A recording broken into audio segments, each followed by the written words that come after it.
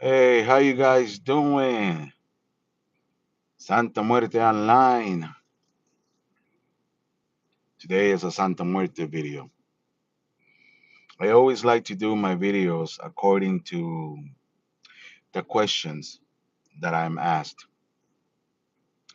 And I had a young man ask me a question about the altar. And I want to share with you something. Hey, how you doing, Luna Ray? This is Santa Muerte, but you're welcome to stay in this. Mitikatikwa. And the advice that I'm gonna give you guys, take it or leave it, it's up to you guys, is the altar has to be, in my humble opinion, something that calls you. A lot of people want specific instructions on how to build the Santa Muerte altar. Santa Muerte altar, or any type of altar, I'm not talking about espiritismo or misa blanca, has to be with your energies, your creation. You're putting a part of something and you're receiving energies from that. So it has to be a place that you're going to feel attracted to, something that is going to call you and you're going to feel safe. Because in this practice, the altar is our defense. It's also a place that we get charged, energetic. It's also a place that we receive messages. And another advice is never show your altar to other practitioners because that is your go to when you want to defend against negativity, when you want to defend or cleanse yourself, is that altar. That's our line of defense when it comes to the Mitikatikwa Santa Muerte practice. The altar is very important. Hey, how you doing, manifesting goddess? For those who just joined, this is a Santa Muerte video. You're welcome to stay. Um, it has to be born within you. It's difficult for me to explain what I mean by that. It has to be a part of you because when you work with that energy, you're working with your energy as well. Because working with Mitikatikwa, working with Santa Muerte, is is to build a relationship with you and that energy. It's a solo practice. It's a relationship between you and her. Or like a lot of times I say, it's the relationship with your death. Because at the end of the day, we are all born to die. We are all born to meet death. Death is an energy that is doesn't care about your color, doesn't care about your sexual preference, doesn't care how tall you are, if you're a man or you're a female. It doesn't care if you're missing body parts. That's one energy that I would tell you doesn't care because at the end of the day, that energy is coming for you. But we built a relationship, we built an understanding with that energy. And when we start placing the altar, let your intuition tell you what the altar needs to have because it's your personal space. I cannot come and say, well, an altar has to have this. I could give you an idea, but at the end of the day, you have to make it yours because you're working with your personal energies and that. It has to be something that attracts you. By the way, if I do get a phone call, that's where the audio goes away and everything screws up. So if that happens, I apologize. Um, it's your personal space. This is not something that you're gonna learn from books. You can get an idea, But when you put in that altar together, it's something that has to be born within here that is calling you. Let that spirit guide you. Um, and it's very important too that if you are gonna work with the energy of death, you also work with the energy of death that your ancestors understand. Because just in like other tradition, ancestry plays a big part with this tradition, where you come from. Um, and I'm gonna give you a simple explanation, right, or an example. I am Salvadorian, and in El Salvador we have this plate food that is called pupusas.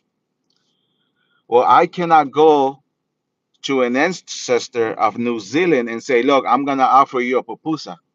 Those ancestors are gonna say, "What in the world is this? We don't recognize that." I hope that makes sense. So you want to offer those ancestors something that they recognize. A lot of mistakes is people trying to practice and bring other cultures without their ancestors knowing that culture. I'm not saying it's wrong. Hey, if somebody wants to come and say, "Hey, show me about your culture," right? I'll be very happy if a person who's not from my culture wants to share and understand and get to know that culture. I'm happy. I'm proud, right? And I'll be like, "Yeah, man, pupusas, tamales and all these things." But there is a point in this spiritual practice that is ancestry.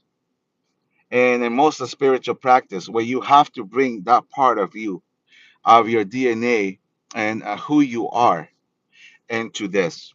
It's not just, I'm going to make an altar because I saw it in the book, and I'm going to put these glasses this way, and then I'm going to bring this saint that has nothing to do with your culture. And I understand, right?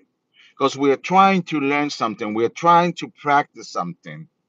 But it's better when you bring a little bit of you in that also. Doesn't necessarily need to be that statue. If you're working with the energies of death, you're working with the energy of death. The energies of death is everywhere. It's not just in the Mayan, it's not in the Aztec tradition. It doesn't matter where you practice the new age or you practice the traditional way. Traditional way is when you actually do hands-on. Okay. But when it comes to the altar, in my personal opinion, and from what I explain to people, what I have taught people, and I observe, look and pay attention, it works better when you put a part of you, and also works better when you offer something that you yourself like.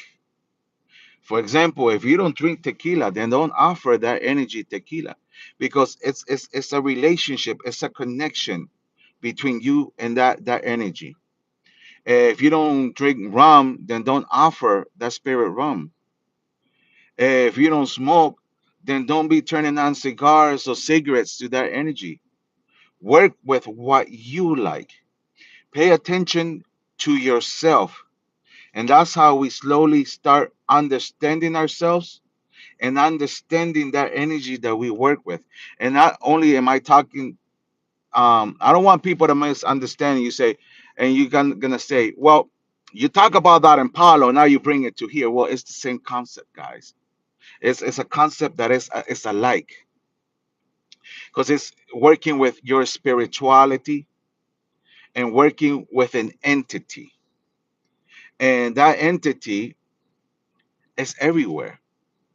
And I'll repeat it again, because no one escapes death.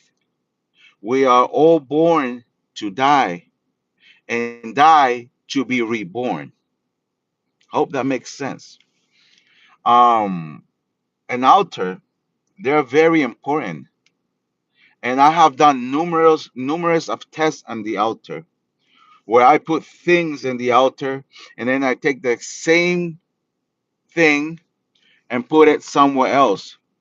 The altar will keep those flowers alive for weeks. And the flowers that I put on the kitchen table or I put on the counter will die fast. The apples or offerings that I put on the altar will last a lot longer. And the non offerings that I put on the table for the family to eat doesn't last that long. So there is an energy, there is a feel.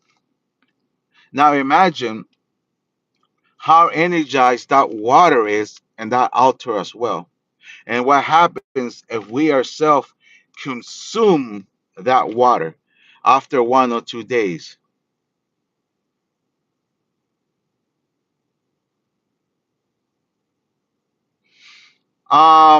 Yes, Mario, but you have to know how to ask. Now, I'm going to deter a little bit here because I'm famous for that.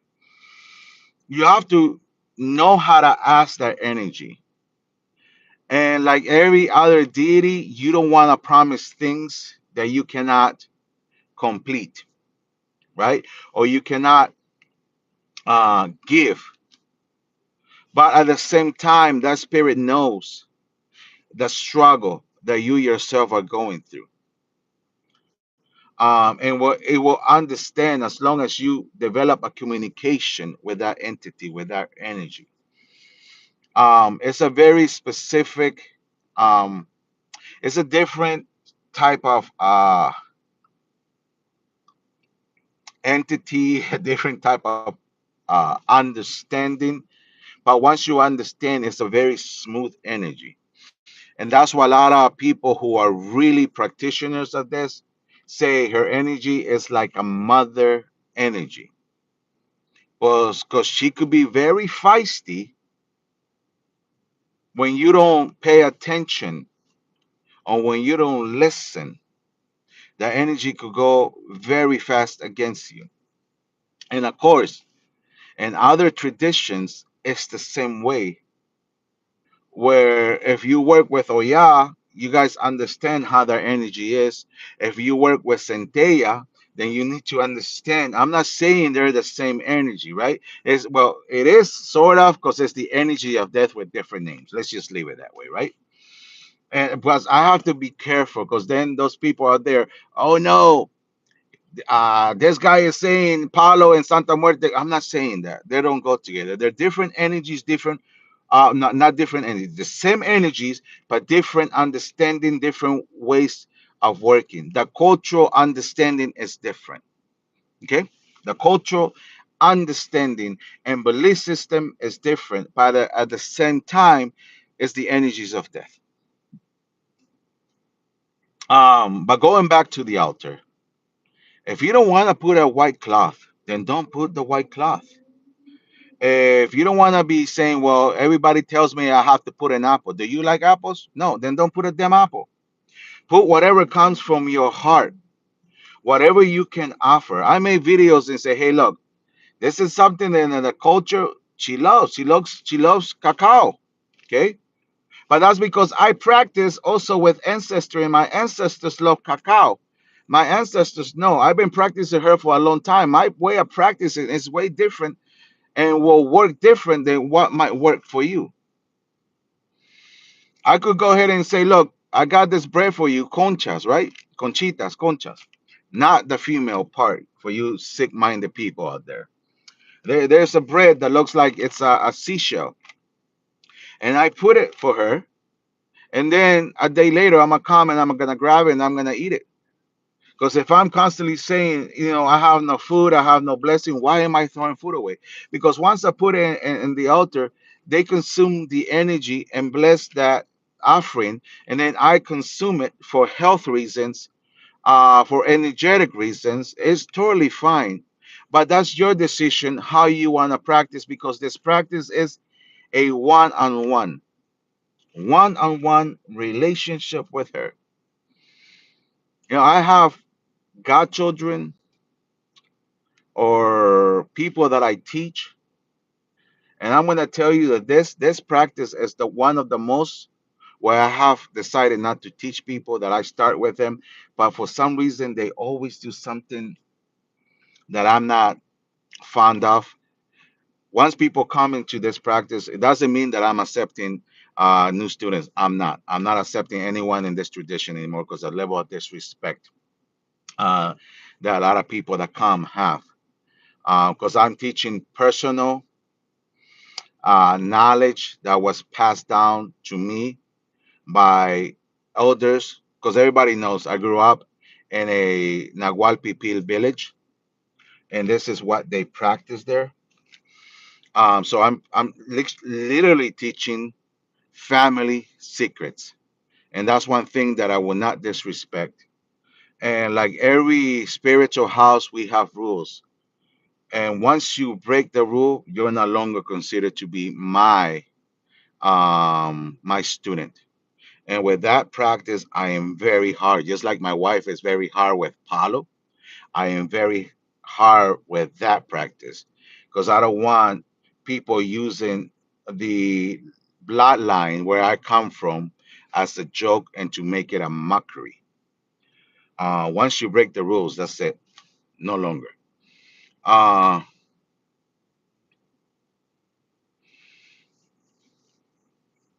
so, anyways, it's very.